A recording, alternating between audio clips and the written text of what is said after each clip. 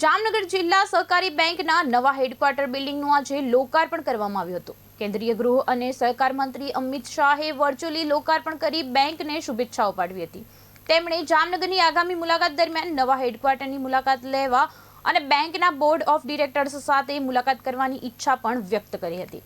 કાર્યક્રમમાં મુખ્યમંત્રી ભૂપેન્દ્ર પટેલ વર્ચ્યુઅલી જોડાયા હતા, જ્યારે કેબિનેટ મંત્રી અર્જુન મોઢવાડિયા, રાજ્યમંત્રી સહિત બેંકના હોદ્દેદારો અને આગેવાનો ઉપસ્થિત રહ્યા હતા। આ પ્રસંગે માનનીય મુખ્યમંત્રીશ્રીએ પણ આશીર્વચન આપ્યા વર્ચ્યુઅલ અને માનનીય મંત્રીશ્રી જીતુભાઈ વાઘાણી અને એપેક્સ બેંકના ચેરમેન અજયભાઈ પટેલે પણ ઉપસ્થિત રહીને માર્ગદર્શન આપ્યું છે।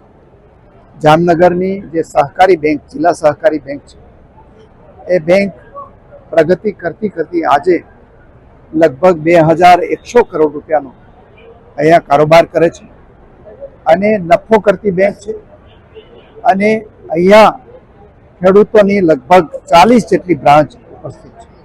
આજે એમનું જે મુખ્યાલય છે 25 કરોડના ખર્ચે આધુનિક મુખ્યાલયનું ઉદ્ઘાટન કરવામાં આવ્યું। સાથે સાથે આપણા જે સહકારિતા મંત્રી છે એમના વિઝન પ્રમાણે આ બેંક છે એની અંદર ડિજિટલ માધ્યમથી પેમેન્ટ કરવાનું, ગામો ગામ સહકારી બેંક સહકારી મંડળીઓ ઊભી કરવાની અને ખેડૂતોને પારદર્શી રીતે બધો જ પ્રકારનો વ્યવહાર થાય એ પ્રકારનું આયોજન પણ આ બેંકમાં કર્યું છે। જ્યારથી આપણા યશસ્વી પ્રધાનમંત્રી નરેન્દ્રભાઈએ કારોબાર સંભાળ્યો છે પછી સહકારી વિભાગનું કેન્દ્રની કક્ષાએ એનું